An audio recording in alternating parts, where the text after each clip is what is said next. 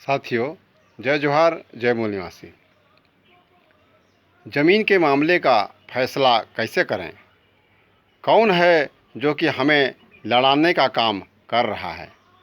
साथियों, आज समाज में, परिवार में या व्यक्ति के साथ सबसे ज़्यादा लड़ाई झगड़ा होता है तो वह है ज़मीन का विवाद।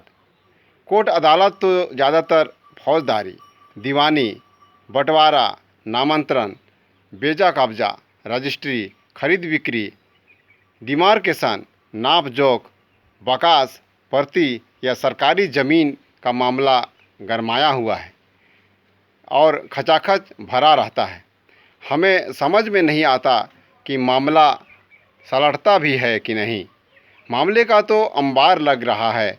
ये मामला दिनों दिन क्यों बढ़ रहा है या बढ़ाया जा रहा है, किसी ने जानने समझने की ज़रूरत ही नहीं समझी। इधर गांव में भी ज़मीन संबंधी मामले को लेकर बैठक होती है, किंतु सही न्याय तो मिलता नहीं। समाज का फैसला से असंतुष्ट होकर कोर्ट कचहरी का दरवाज़ा खटखटाना पड़ता है। वहाँ की हाल सब जानते हैं। जिस ज़मीन को बचाने के लिए लड़ाई लड़ी जाती है, बदले में उसके चक्कर में दूसरी ज़मीन भी गंवानी पड़ती है। इसके बाद भी विवाद ख़त्म नहीं होता है,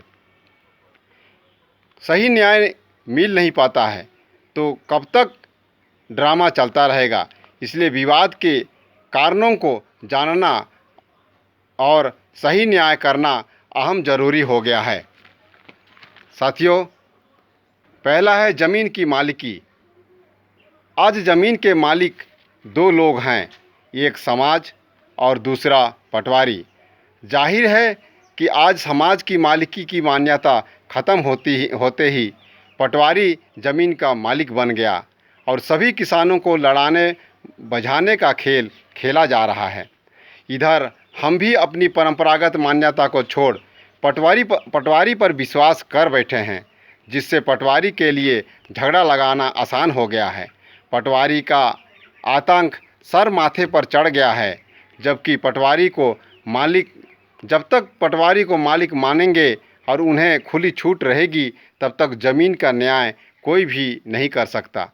ज़मीन का मामला कभी भी ख़त्म नहीं होगी। दूसरा, ज़मीन का सरकारीकरण। साथियों, ज़मीन पर यदि सीधे तौर पर कब्जा यदि किया जाता है तो किसान मिलकर बगावत कर देते। इसलिए जब ज़मीन का सरकारीकरण हुआ तो ज़मीन का नापी कराकर हर किसान के लिए पर्चा पट्टा, ऋण पुस्तिका जैसे कागज़ का टुकड़ा पकड़ा दिया गया। किसान को तनिक भी भनक नहीं लगी कि किसान अब मालिक नहीं, किराएदार बन गया है। इस तरह ज़मीन पर सरकार का एकाधिकार हो गया। अब किसान को बताने, पूछने या जानने का अधिकार नहीं और सरकार कुछ भी करे सब जायज़ माना जाता है। यही है विवाद का कारण। तीसरा है निजीकरण। साथियों, जैसे ही कागज़ का टुकड़ा हमारे हाथों में आया, हम ज़मीन को अपना निजी संपत्ति समझ बैठे, जबकि ज़मीन हमारे पुरखों का, हमारा और आने वाली पीढ़ी का भी है। लेकिन नहीं, अब निजी स्वार्थ के लिए ज़मीन को जैसा चाहे वैसा करो, जिसमें न समाज हो या परिवार, किसी को कोई मलाल नहीं। इसलिए जब तक ज़मीन सामाजिक नहीं होगा, तब तक विवाद का कारण बनेगा। सारे लोग जाने अनजाने में फंसाने का ही काम कर रहे हैं। चौथा है विवाद का कारण। साथियों, पट्टे के प्रचलन के बाद कागज़ पर विश्वास बढ़ता गया और परंपरागत प्रमाण को नकार दिया गया, जिससे इसका ज़मीन उसका नाम, एक ज़मीन तीन नाम, रकबा खसरा, B1 में विभिन्नता, प्लाट नक्शा सीमांकन में गड़बड़ी, बंटवारे में गड़बड़ी से विवाद का बढ़ना स्वाभाविक हो गया। पट्टे का निजी उपयोग, कर्ज की अदायगी, जमानत की कार्यवाही इत्यादि से पूरे परिवार में विवाद बढ़ना ज्वलंत उदाहरण है। कागज़ या रिकॉर्ड में गलती करने वाला पटवारी, आरआई, तहसीलदार, एसडीएम एवं कलेक्टर और गुनाहों की सज़ा भोग रहे हैं हम किसान। इसके बाद भी हम लोग अधिकारी कर्मचारियों के विरुद्ध आवाज़ उठाने या गलती का सुधार कराने के बजाय हम आपस में ही लड़ रहे हैं तेरा मेरा करके।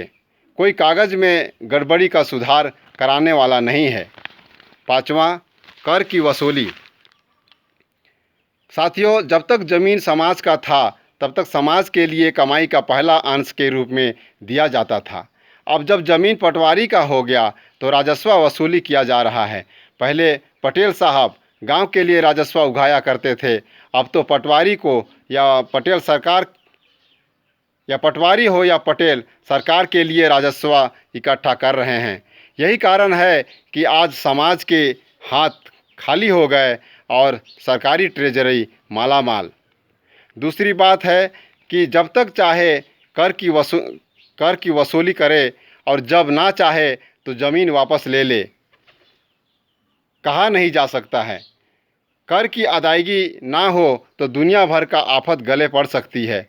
लगान, नजराना या मालगुजारी नहीं भरने पर सरकारी सभी योजनाओं एवं लाभ से वंचित रखा जाता है और परिवार में हमेशा विवाद होता रहता है कि लगान ये नहीं पटाया, लगान नजराना वो नहीं पटाया, मालगुजारी नहीं देते हो इत्यादि।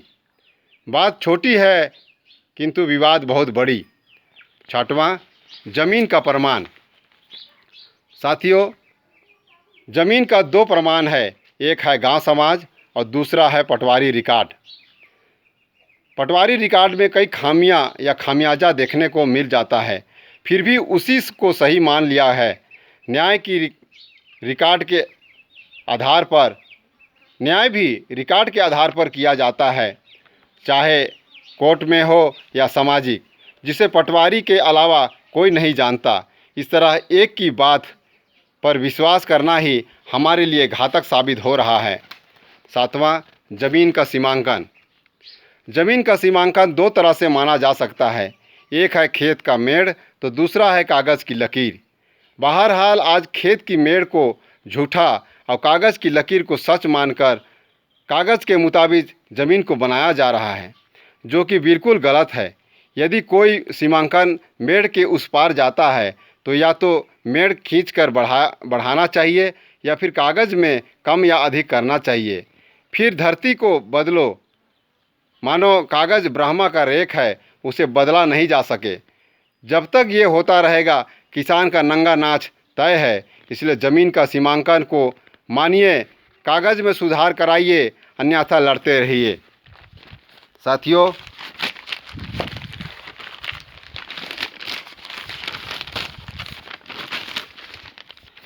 आठवीं बात यह है, पटवारी का आतंक।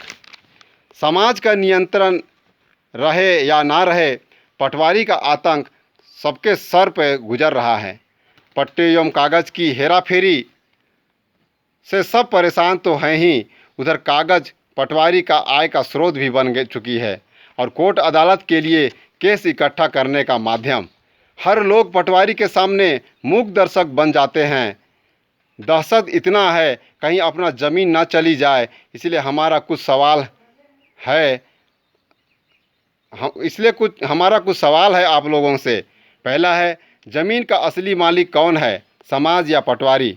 बहरहाल आज पटवारी को माना जा रहा है, इसलिए पटवारी जो लिख दे पत्थर की लकीर। अदालत में इस पर विचार किया जाता है और सर्वमान्य भी होता है। पटवारी के नक्शे में ज़मीन है तो है और नहीं है तो नहीं। पटवारी जिसका नाम लिख दे उसी का हो जाता है, कब्जाधारी का हार और नामधारी की डिग्री होती है। जब तक ये होता रहेगा आप अपनी ज़मीन नहीं बचा सकेंगे। दूसरा, खेत इंसान के मेहनत से बनता है कि पटवारी के कलम से? खेत तो इंसान की मेहनत से ही संभव है, फिर भी आज खेत बनती है पटवारी के कलम से। इसलिए प्लांट नंबर, किस्म, फसल या लगान जो लिख दे वही होता है, किंतु सच्चाई ये है कि गाय को भैंस लिख दें तो वह कदापि नहीं हो सकता। किंतु इस अंधी प्रणाली में वही हो रहा है जो कागज़ में लिखा जा रहा है। तीसरा, ज़मीन के अनुसार नक्शा होना चाहिए या नक्शे के अनुसार ज़मीन? ज़मीन के अनुसार नक्शा बनाना चाहिए, किंतु नक्शे के अनुसार ज़मीन को बनाया जा रहा है। इसीलिए सभी का काश्तकार हार रहे हैं और पटवारी जीत रहा है। चौथा है, ज़मीन में सुधार करना है या नक्शे में? नक्शे में सुधार करने के बजाय नक्शे के अनुसार ज़मीन को बनाने या बदलने में लगे हुए हैं, जो कि कभी भी सही नहीं है। पांचवा है, गांव की ज़मीन कौन नहीं जानता और रिकॉर्ड किसको समझ में आता है? तो जिसको सब जानते हैं उसके आधार पर मानना छोड़ जिसे कोई नहीं जानता उसे सही मान बैठे हैं, ये सरासर गलत है। छठवां, किसान को धरती पर खेती करना है या कागज़ पर? खेती तो धरती पर ही होगी, किंतु कौन किसान ऐसा है जो कि खेत निर्माण का कार्य कर रहा है, और कौन किसान ऐसा है जो कि कागज़ के पीछे नहीं भाग रहा है, जहां उसका हार ही हाथ लग रही है। इस तरह भारत के मूल निवासी भाइयों एवं बहनों, आंखें खोलिए, परंपरागत सामाजिक व्यवस्था, न्याय व्यवस्था को पुनः स्थापित कीजिए, जहां दूध का दूध, पानी का पानी होता है। पटवारी व्यवस्था की अंधी प्रणाली को ख़त्म किए बगैर ना सही न्याय किया जा सकता है और ना ही ज़मीन को बचाया जा सकता है और ना ही झगड़ा समाप्त किया जा सकता है। इसलिए जब भी ज़मीन का न्याय करना है, फैसला करना है, तो ऊपर वर्णित सभी बातों को ध्यान में रखना होगा, अन्यथा सब कुछ अनर्थ हो जाएगा, अपनी ज़मीन जायदाद नहीं बच पाएंगे। अतः आपसे गुजारिश है कि आप अपनी समाज में सही न्याय करना चाहते हैं तो वीडियो को शेयर कीजिए, चैनल को सब्सक्राइब कीजिए और अपने छोटा भाई को अपना आशीर्वाद दीजिए। धन्यवाद।